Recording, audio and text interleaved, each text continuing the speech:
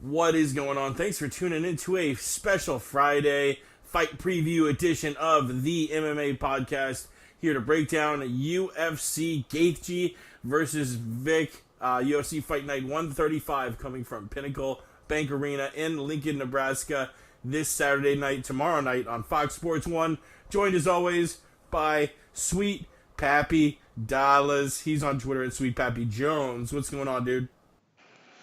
Oh, Big Jake. Oh, man, we are just hanging. It's a fabulous Friday. Really amped up.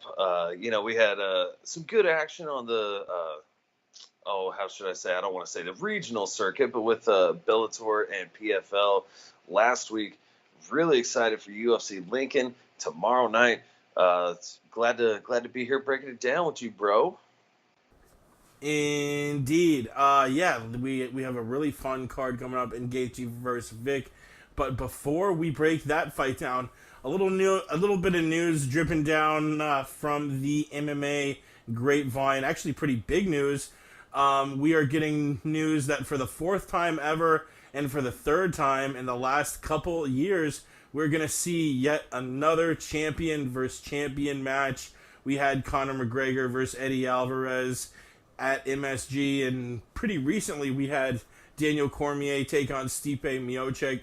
And now we have, for the first time in women's history, two champs going at it. The 135-pound champion, Amanda Nunes, taking on the featherweight, the 145-pound champion, in Chris Cyborg.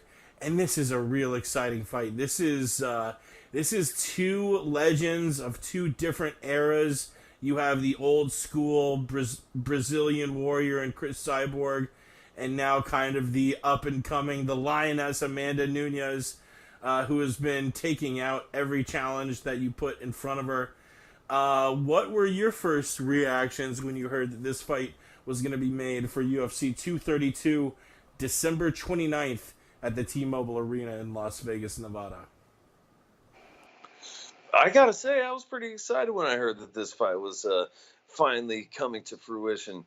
A champion versus champion fight. I mean, it's such a rare bird still, even though I feel like we've been seeing it quite a bit more over the past couple of years than we had throughout the history of the UFC. But still, a super exciting affair. And this being the first women's champion versus champion fight.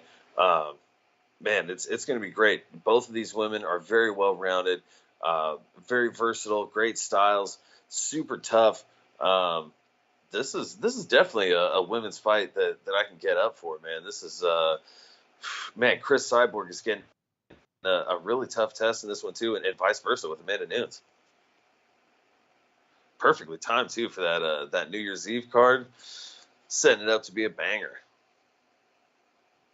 And you look at both of their records, and the obvious similarity is a lot of W's. Chris Cyborg, since losing her first career fight, has fought 21 times, won all of them. One was turned into a no contest after Cyborg tested positive for stanzolol. It literally ends in LOL. Stanzolol. But no, just a career that in one word can be defined by dominance. And I think it's interesting how, the UFC made this women's 135-pound division, which was for the longest time the only women's weight class in the UFC. If you're an MMA fighter, you want to be in the UFC, whether you're male or female. And only having this one weight class kind of funneled all the talent at 125 and 145, no matter who you were. Pardon me, you were kind of forced to, kind of adjust your frame to fight at 135 if you wanted to be in the UFC. As a result, you have, a weight class at 145 and 125 that are dried up, although, they are starting to thicken out as you're seeing people like Valentina Shevchenko moving up from 115, down from 135. This is, you look at Chris Cyborg's record. She obviously has a lot of first round finishes, a lot more than Amanda Nunes, and she has a lot more experience.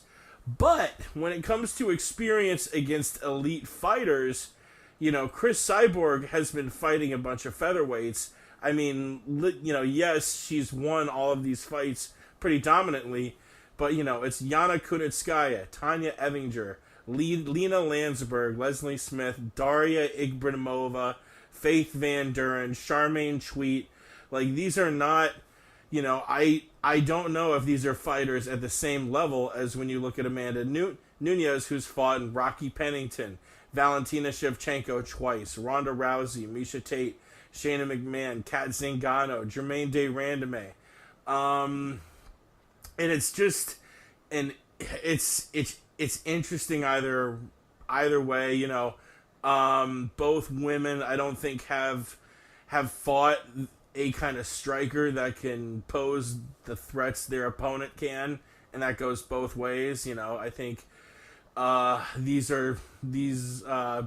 of these women bring a lot to the table, and I don't know, man. Even though I'm assuming Cyborg's gonna be the favorite, I'm kind of leaning a little bit toward the young lioness Amanda Nunes, who actually I recently saw on, I think, Instagram, got engaged with longtime partner Nina Ansaroff. So congratulations to them.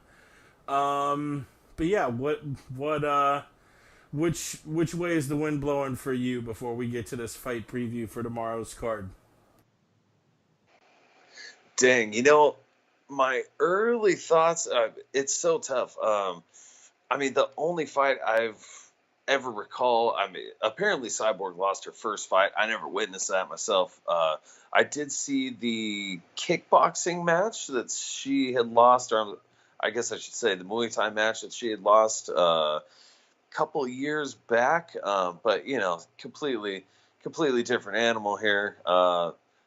We're talking about the lioness she's going up against after all. Hey, see what I did there? Completely different animal. Hey. Lioness. Hey.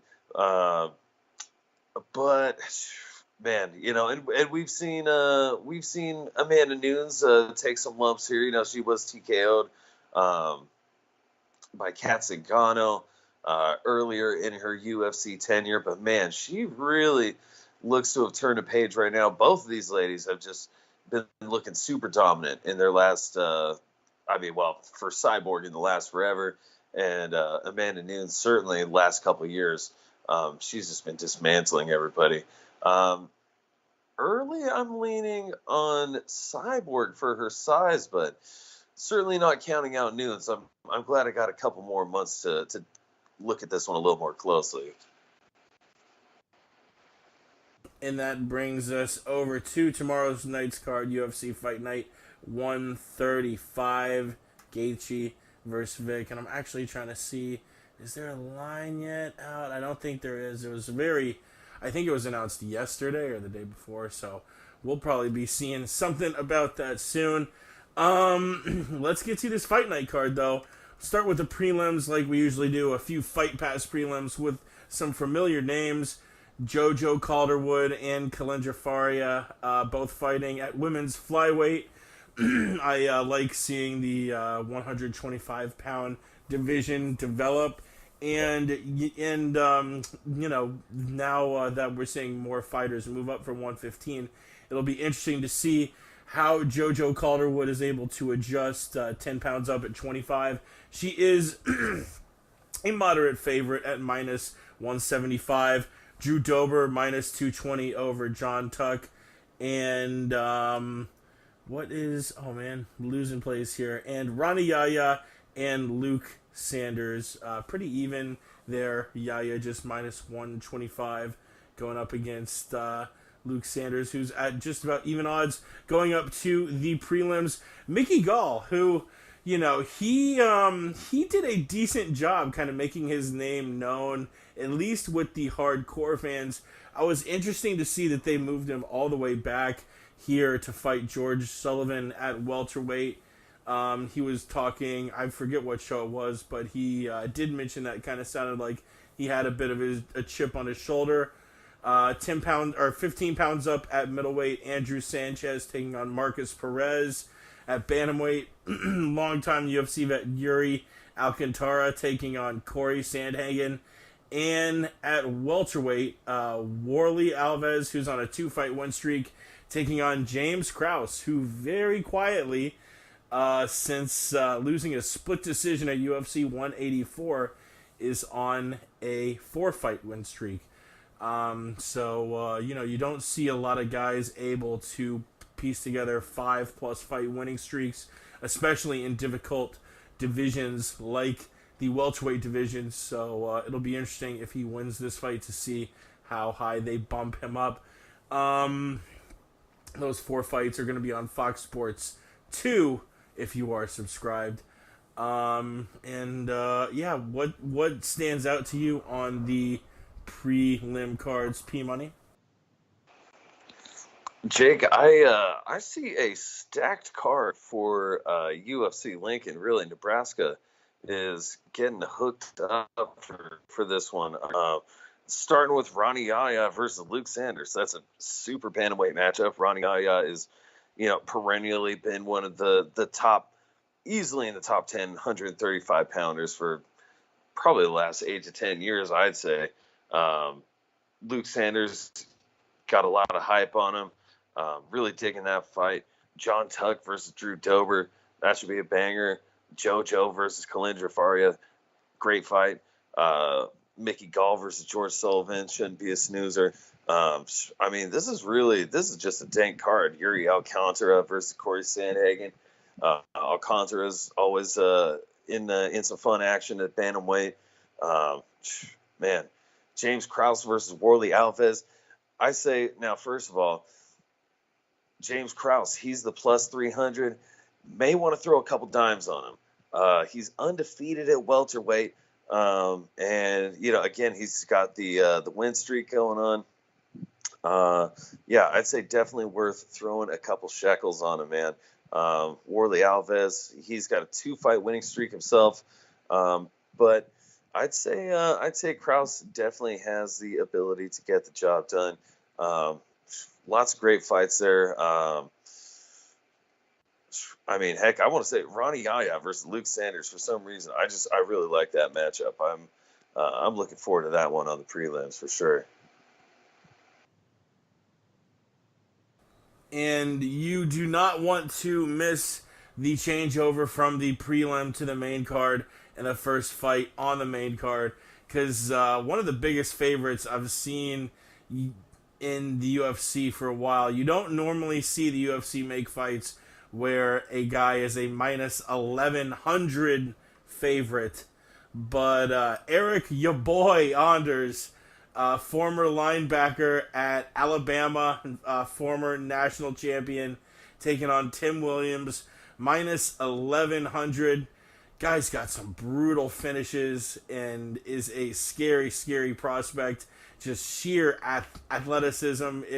If he really can nail down some technique, this guy is going to be terrifying. And that's not to say what he's done in the UFC so far hasn't been absolutely horrifying for his opponents. Just a super stud, and I'm looking forward to seeing him fight Tim Williams.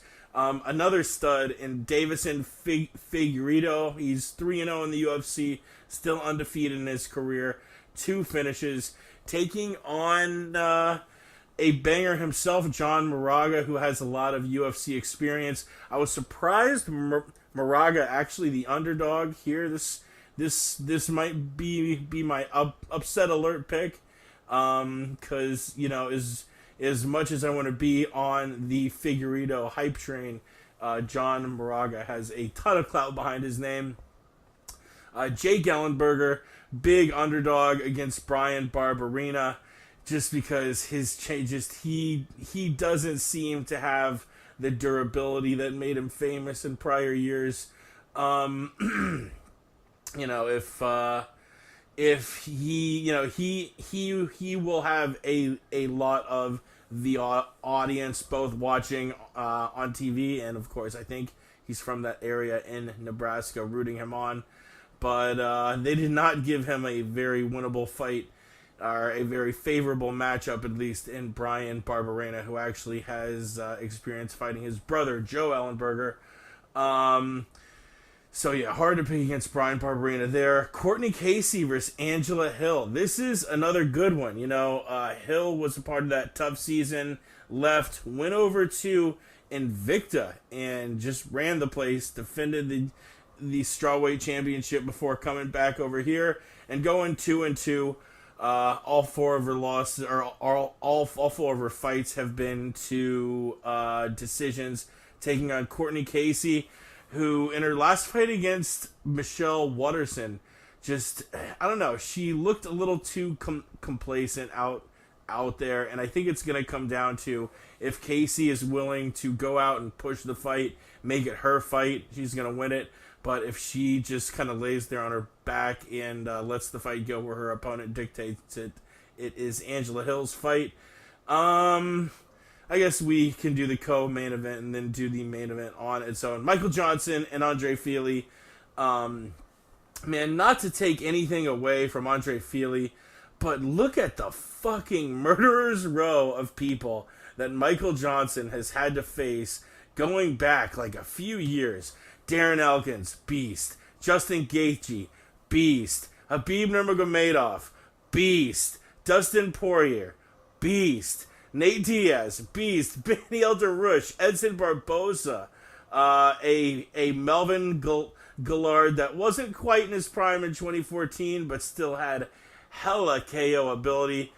Yes, he's 1-5 in his last 5 fights, but these losses are to guys like Gaethje, Nurmagomedov, and Diaz. And let's not forget that one win is against Dustin Poirier not that long ago. In 2016, he KO'd the guy, and now Dustin is pretty much on top of that division, or at least next in line.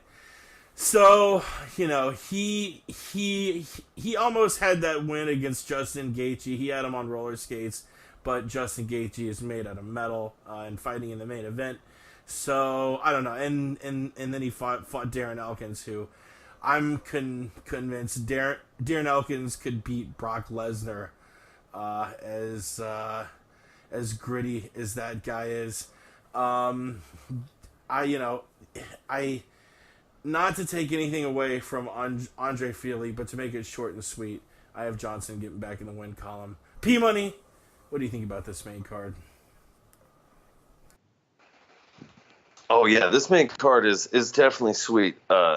Eric Anders, I think Vegas has that right. The romping is going to continue. He's going to rebound from that shady split decision. It was a close fight, but probably should have gone to Anders against Lyoto Machida. Anders is going to get back in that win column. Davison versus Moraga, that's a fucking big fight. I'm really looking forward to that one. I've got Figueiredo in this one, but man, I don't know. It was hard for me to pick against Moraga. Hearts with Moraga, heads with Figueiredo in that one. Brian Barberena, I feel like he's going to knock out Jake Ellenberger. That's kind of been my strategy for the last couple of years. Whoever Jake Ellenberger has been fighting against, if you just pick them to win, that has been a paying strategy 80% of the time in his last 10 fights. Something like that. So keep that going. Brian Barberena, he's going to get a knockout. Angela Hill versus Courtney Casey, super fight. Man, these girls are super tough scrappers. A couple of my favorite women's mixed martial artists right now. I've got Angela Hill just based on the fact that for whatever reason, Courtney Casey just can't seem to get these W's. I feel like she's been in some close ones lately. Probably could have gotten either of her last decisions, but hasn't been going her way. Angela Hill, she's been looking great. I think she'll take it. And Johnson versus Fili, Jake, I think you're spot on in this one. I like Fili. Fili's, he's got a good skill set, good toolbox. But Michael Johnson, man, he's faced the toughest. He's beat a lot of the toughest. And he's got a great skill set himself. I think this is a good matchup for Johnson here. I think he gets a nice finish in this one. And that takes us to the main event. Justin Gaethje taking on James Vick. And this is a fight where, we recently found out where the ceiling was for Justin Gaethje after losing to two absolute warriors and two legends in Eddie Alvarez and Dustin Poirier. And we still don't really know where the ceiling is for James Vick. It's probably somewhere around Gaethje's ceiling, but he has this KO loss to Benny Elderush, who packs a hard hit and can drop anyone. And then he has a lot of wins, but he hasn't been tested really to the level of a Justin Gaethje. Even recently, in his last 4 fights, the win streak he's on, he fought Abel Trujillo, who has kind of shown to have a lot of holes in his game. Polo Reyes, Joseph Duffy, Francisco Trinaldo. None of these guys are really, ranked guys in the division. So moving up to fight Justin Gaethje, who, recently was, I think, top 5 in the division. This is a big step up, and this is going to show us pretty quickly around where James Vick's ceiling is. And I believe, I just had the odds up a second ago. Why did I X that out? I believe, he is a slight favorite right now in Vegas, and I can see why you would put him there, especially when he is shown to have a very good all-around game, standing up. He's got vicious ground game. And you have Gaethje, who has just gotten in a few wars, and in interviews is saying he's, going to refuse to use his wrestling and just go out and bang and put on a show. And that kind of style is not going to match up well against James Vick. I honestly, I'm going pretty heavy towards Gaethje here. I think even standing up, I think Gaethje, and my pick is going to be a second round TKO via leg kicks. He has some of the most underrated and brutal leg kicks in the sport. And I think every time James Vick tries to get in there and throw anything, Justin Gaethje is just going to eat the punch and chop. Eat the punch, chop, throw these leg kicks over and over. And eventually it's going to end the fight. Pardon me there. And I have it ending either way in the first or second round, whether it's Gaethje chopping him down or landing something crazy, or Vick finding a hole. I think either way, this one isn't going to go to a decision, and should be a fun fight, just like all of Justin Gaethje's UFC fights have been. They have similar records. Gaethje's like 16-2, Vick's 13-1. Gaethje has the advantage as far as strength of opponents. Obviously, as he was over in World Series of Fighting, defending his belt a ton. But, I think I'm going Gaethje here. Pat, you want to call the fight before we wrap it up? Oh, Jake, I sure do. I think I'm going with my boy Vick in this one. I've been a fan of his since the Tough 15 days, the Tough Live season. He got incredible height and reach for the division, 6'3", 155. I could definitely see Justin Gaethje doing what he does best and chopping down Vick. He's definitely got some good sized targets there for those leg kicks. The hands, his combinations are always brutal.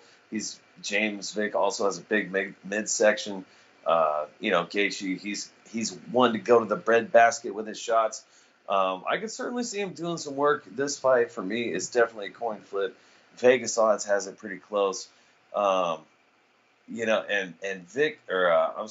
Gaethje also is one that does not go down. He's still, even though he's suffered a couple TKOs, his only 2 losses in his career have been his last 2 fights.